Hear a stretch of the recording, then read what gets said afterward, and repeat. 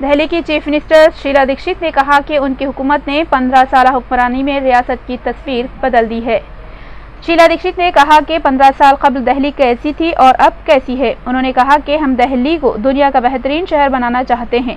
دہلی کو پورے ملک کا معیار قرار دیتے ہوئے انہوں نے لوگوں سے چوتھی بار کانگریس کو اقتدار دلانے کی اپیل کی، جبکہ کانگریس صدر کی 4 دسمبر کو ریاستی اسمبلی کے انتخابات سے قبل دہلی میں یہ پہلی ریلی ہے۔ زیر اسناد صدر سونیا گاندھی نے کہا کہ گزشتہ 15 برسوں میں دہلی کی تصویر بدلنے کا سہرا شیلا دیکشت حکومت کے سر جاتا ہے۔ انہوں نے کہا کہ اپوزیشن کی نکتہ چینی کے برعکس شہر میں ہونے والی ترقی سبھی کے سامنے ہے۔ یو پی اے صدر نشین نے دعویٰ کیا کہ دہلی میٹرو کی دنیا میں شہرت کا حامل ہے۔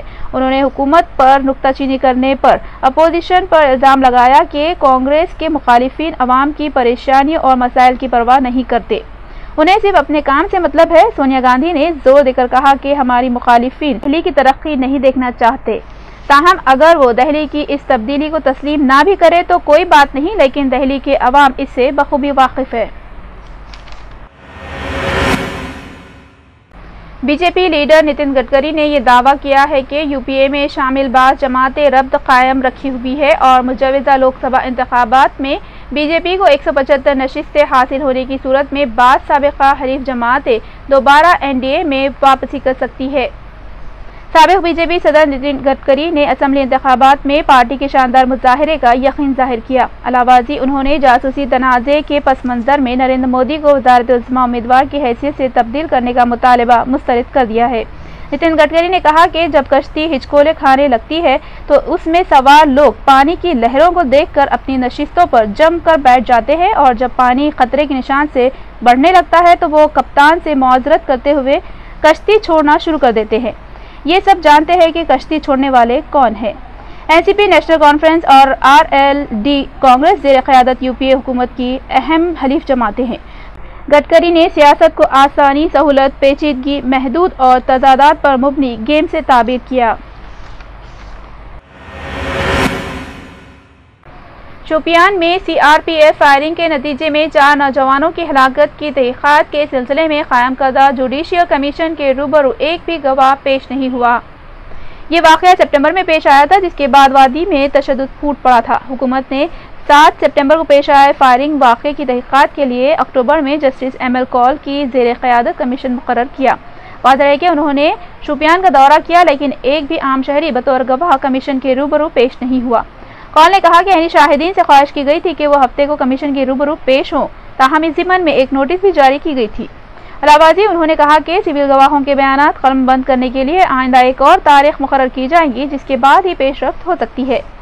واضح رہے کہ ضلع شوپیان کے ککران میں 7 سپٹمبر کو سی آر پی ایف کی فائرنگ میں 4 افراد ہلاک ہو گئے تھے۔ چیف منسٹر عمر عبداللہ نے اس واقعے کی تحقیقات کے لیے جوڈیشل کمیشن قائم کیا۔ سی آر پی ایف کا دعویٰ ہے کہ مہلوک 4 نوجوان عسکریت پسند تھے، جبکہ مقامی عوام نے اس دعوے کی تردید کی۔ تاہم پولیس کا کہنا ہے کہ 3 نوجوان مقامی ہیں اور عسکریت پسندی میں ملوث ہونے کا کوئی ریکارڈ نہیں ہے۔ سونیا گاندھی کی شدید تنقیدوں کے جواب میں نریندر مودی نے کہا ہے کہ کوئی بھی جماعت کانگریس سے زیادہ زہریلی نہیں ہو سکتی، کیونکہ یہ جماعت سونیا گاندھی کے ادا کیے ہوئے جملوں پر کھری اترتی ہے اور وہ تقریباً نصف صدی تک اقتدار کا زہر پھیلاتی رہی ہے۔ واضح رہے کہ سونیا گاندھی نے ایک دن قبل ہی انتخابی ریلی سے خطاب کرتے ہوئے بی جے پی کو زہریلے افراد کی حامل جماعت قرار دیا تھا۔ نریندر مودی نے یاد دلایا کہ راہل گاندھی نے خود ایک مرتبہ کہا تھا کہ ان کی ماں سونیا گاندھی نے اقتدار کا موازنہ زہر سے کیا تھا۔ مودی نے کہا کہ میڈم کی شہزادے نے جے پور میں ایک مرتبہ کہا تھا کہ میری ماں نے مجھ سے کہا ہے کہ اقتدار زہر ہوتا ہے۔ انہوں نے کہا کہ کانگریس نے آزادی کے بعد تقریباً 50 سال ملک پر اقتدار کیا، ایسے میں انہوں نے یہ پوچھا کہ زہر کا زیادہ مذاق کس نے چکھا ہے۔ علاوہ ازیں نریندر مودی نے کہا کہ راہل گاندھی جب کبھی میڈیا میں گھرے ہوتے ہیں تو غربت کی بات کرتے ہیں۔ انہوں نے سوال کیا کہ خود ان کے گھر سے متصل سلم علاقے میں رہنے والوں کی زندگی کو بہتر بنانے کے لیے اب تک انہوں نے کچھ بھی کیوں نہیں کیا۔ نریندر مودی نے کہا کہ کانگریس نے 2009 عام انتخابات میں کیا گیا وعدہ بآسانی فراموش کر دیا ہے کہ وہ اقتدار پر آنے کے اندرون 10 دن قیمتوں پر کنٹرول کرے گی۔ انہوں نے کہا کہ حقیقت کیا ہے اس کا عوام کو اندازہ ہے۔ ایران اور عالمی قوتوں کے درمیان ایران کے متنازع جوہری پروگرام پر جنیوا میں معاہدہ طے پایا گیا، جس پر اسرائیل کا شدید رد عمل سامنے آیا ہے۔ اتوار کے روز کابینہ کے اجلاس سے خطاب کرتے ہوئے نیتن یاہو نے کہا کہ جنیوا میں حاصل کیا گیا وہ تاریخی معاہدہ نہیں ہے، ایک تاریخی غلطی ہے۔ آج دنیا کہیں زیادہ خطرناک بن گئی ہے کیونکہ دنیا کی خطرناک ترین حکومت نے دنیا کے خطرناک ترین ہتھیار کے حصول کی جانب ایک اہم قدم بڑھایا ہے۔ در اثنا انہوں نے کہا کہ ایران جو چاہتا تھا اسے وہ مل گیا، ایران کے جوہری پروگرام سے جزوی طور پر پابندی ہٹا لی گئی ہے۔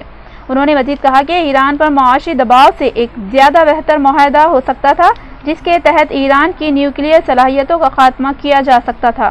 ایک خطرناک تعطل کے اختتام کے دوران ایران اور امریکہ، فرانس، جرمنی، برطانیہ، چین اور روس نے سوئس شہر جنیوا میں زائد از 4 روز کے مذاکرات کے بعد ایک معاہدہ کیا ہے۔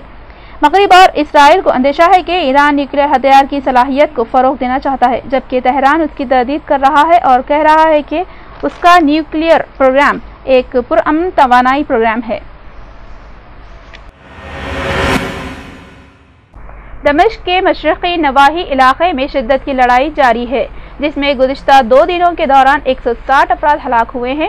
باغیوں نے صدر بشار الاسد کی حامی فوج کی جانب سے گزشتہ 1 مہینے سے جاری محاصرے کو توڑنے کی کوشش کی ہے۔ جمعہ کو یہ لڑائی شروع ہوئی جب باغیوں نے فوجی چیک پوسٹوں پر حملہ شروع کیا۔ بشار الاسد کی فوج نے مشرقی غوطہ علاقے کا محاصرہ کر رکھا ہے جو باغیوں کے قبضے میں ہے۔ مقامی اور بین الاقوامی امدادی کارکنوں نے بتایا کہ اسد کی فوج مقامی افراد کو باہر نکالنے کی کوشش کر رہی ہے تاکہ باغیوں سے مقابلہ کیا جا سکے، تاہم باغیوں اور شہریوں میں کوئی امتیاز نہ ہونے کی وجہ سے شہریوں کی ہلاکتیں ہو رہی ہے۔ اس محاصرے کی وجہ سے علاقے میں موجود باغیوں کو ہتھیار سربراہ نہیں ہو رہے ہیں۔ اس تباہی میں مقامی جنگجوؤں کے علاوہ غیر ملکی جنگجو بھی حصہ لے رہے ہیں اور یہ خانہ جنگی کھلے طور پر شیعہ سنی لڑائی میں تبدیل ہو گئی ہے۔ اسرائیل کے دہشت گرد آباد کاروں نے مسجد اقصی پر حملہ کرتے ہوئے بے حرمتی کی ہے۔ یہودی آباد کار باب المغرب سے مسجد اقصی میں داخل ہوئے۔ ان کا رہنما ربی یہودی گرگ دہشت گردوں کی قیادت کر رہا تھا۔ یہودی فوج کی حفاظت میں شدت پسند اسرائیلی مسجد اقصی میں مسلسل جارحیت کا مظاہرہ کر رہے ہیں۔ 15 اکتوبر کو بھی اس طرح کا واقعہ پیش آیا تھا۔ الاقصی فاؤنڈیشن کی رپورٹ میں بتایا گیا ہے کہ اسرائیلی حکومت مقبوضہ فلسطین کو یہودی رنگ میں ڈھالنے کے لیے مسجد اقصی کے احاطے میں یہودی عبادت گاہ تعمیر کرنے کی سازش کر رہے ہیں۔ اسی سازش کے تحت حکومت دہشت گرد یہودیوں کا استعمال کرتے ہوئے مسجد اقصی پر حملے کروا رہی ہے۔ اسرائیل کے خفیہ محکمے کے راز کے دستاویزات میں بتایا گیا ہے کہ حکومت نے مسجد اقصی کے 5ویں حصے پر یہودی عبادت گاہ کی تعمیر کا پلان بنایا ہے۔ 19 اکتوبر کو حماس کے وزیر اعظم اسماعیل ہنیہ نے القدس المسجد اقصی کو یہودیانے کے منصوبے کی سخت مذمت کی۔ گزشتہ 1 دہے کے دوران اسرائیل تمام بیت المقدس پر ناجائز قبضہ کرتے ہوئے اس شہر کی اسلامی شناخت ختم کرنے کی کوشش کرتا رہا ہے۔ واضح رہے کہ 1967 کی جنگ کے بعد مقبوضہ فلسطین میں اسرائیل 120 بستیاں تعمیر کرتے ہوئے 5 ملین یہودیوں کو آباد کر چکا ہے۔ اسی دوران بین الاقوامی یونین برائے مسلم اسکالرز کے سربراہ ڈاکٹر یوسف القرضاوی نے مطالبہ کیا ہے کہ مسلمان فلسطینی مسجد اقصی کی تباہی کی سازش کی تکمیل سے پہلے متحد ہو جائے اور اپنی آپسی اختلافات ختم کر دیں۔ فلم اداکار سیف علی خان نے کہا ہے کہ اگر ان کی بیٹی سارہ فلموں میں کام کرنا چاہتی ہے تو انہیں کوئی اعتراض نہیں بشرطے کہ وہ اپنی تعلیم مکمل کر لے۔ سیف علی خان نے 1991 میں اداکارہ امرتا سنگھ سے شادی کی تھی اور انہیں ایک لڑکا اور ایک لڑکی ہے۔ 13 سال کی ازدواجی زندگی کے بعد 2004 میں اس جوڑے نے طلاق لے لی۔ سارہ کی کچھ عرصے قبل اپنی ماں امرتا کے ساتھ ایک میگزین کے سرورق پر ایک تصویر شائع ہوئی تھی جس کے بعد سے انہیں فلموں کی پیشکش کی جا رہی ہے۔ سارہ اس وقت امریکہ کی کولمبیا یونیورسٹی کے کالج میں زیر تعلیم ہے۔ سیف علی خان نے کہا ہے کہ سارہ کو ڈگری مل جانے کے بعد وہ اپنے پیشے کا انتخاب کرنے کے لیے آزاد ہے اور وہ دنیا میں جہاں چاہے رہ سکتی ہے اور کام کر سکتی ہے۔ تاہم وہ سمجھتے ہیں کہ پہلے سارہ کو تعلیم پر توجہ دینی چاہیے۔ انہوں نے کہا کہ فلم اداکاروں کی زندگی ویسے نہیں ہوتی جیسا سمجھا جاتا ہے اور ان کی نظر میں کالج کی ڈگری زیادہ اہم ہے۔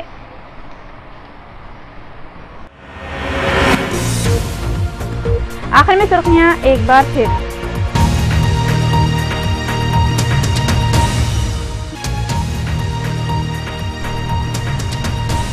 ریاست کی تقسیم روکنے دہلی کا محاصرہ کیا جائے، بند اور احتجاجوں سے کام نہیں چلے گا، ٹی جی وینکٹیش کا مشورہ۔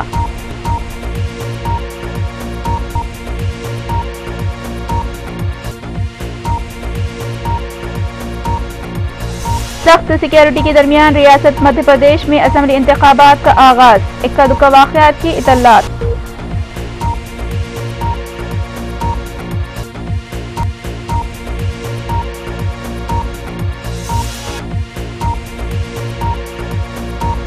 ایران کے ساتھ نیوکلیئر معاہدے پر اسرائیل چراغ پا، یہ معاہدہ ایک تاریخی غلطی ہے، نیتن یاہو کا ریمارک۔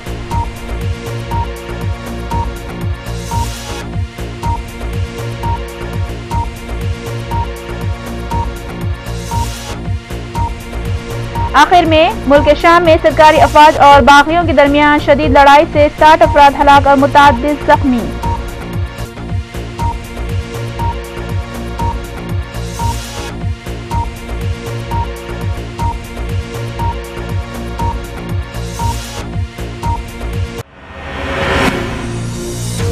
روبی چینل کے دوپہر خبرنامے میں فی الحال اتنا ہی۔ نوری کو اور روبی چینل کی ساری ٹیم کو دیجیے اجازت، انشاءاللہ اگلے بلیٹن میں آپ سے پھر ملاقات ہوگی، تب تک کے لیے خدا حافظ۔